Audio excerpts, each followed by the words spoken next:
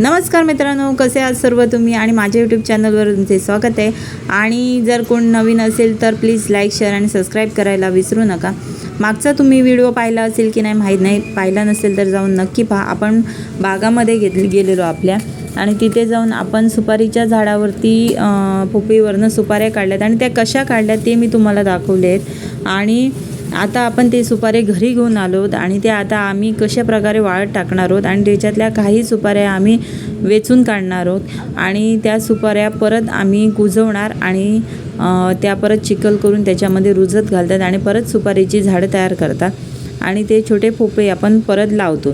तर ते कशा प्रकारे करतोय ते तुम्ही नक्की पहा आणि व्हिडिओ आवडला असेल तर नक्की लाईक आणि शेअर करायला विसरू नका।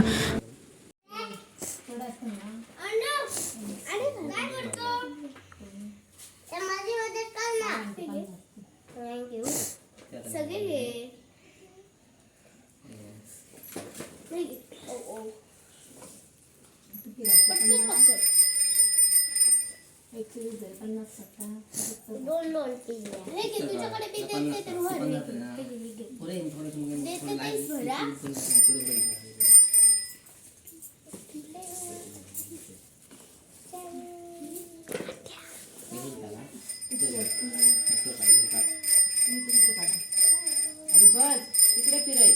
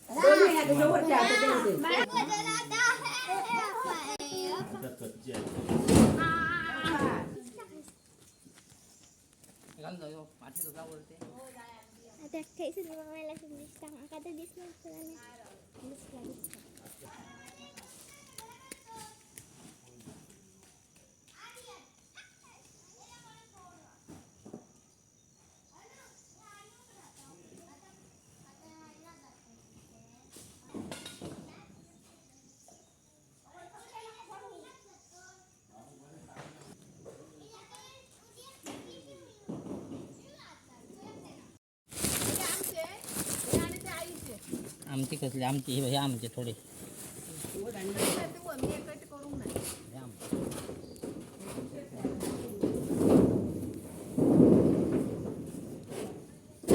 तर जेव्हा आपण नळ्यावर किंवा पत्र्यावर जेव्हा सुपारी चढून घालतो तेव्हा सुरुवातीला आपण शिपटी लावतो, कारण वर जेव्हा आपण सुपारी टाकतो वेगवेगळे झालेले असतात तर ते खालून घळघळून नाही यायला पाहिजे म्हणून पहिली शिपटी लावायची, काठी लावायची आणि त्याच्यावरती अशा प्रकारे हे बघा सुपारी टाकायचे, जेणेकरून ते खाली नाही येणार आणि शिपट्यांना अडकून राहतील तिथे। आणि सुकलेले सुपारी बघशाल तर हे बघा, हे आता सुकून तयार झालेले आहेत खडखडीत। आता हे काढणार आणि गोंत्यामध्ये आम्ही भरून ठेवणार आहोत। अशा प्रकारे हे बघा, ही वाजली सुपारी आतमध्ये खळखळ करून की समजायची सुपारी व्यवस्थित सुकलेली आहेत, वरचे आहेत ते थोडेसे अजून कच्चे आहेत। तर अशा प्रकारे कोकणामध्ये सुपाऱ्या सुकवल्या जातात।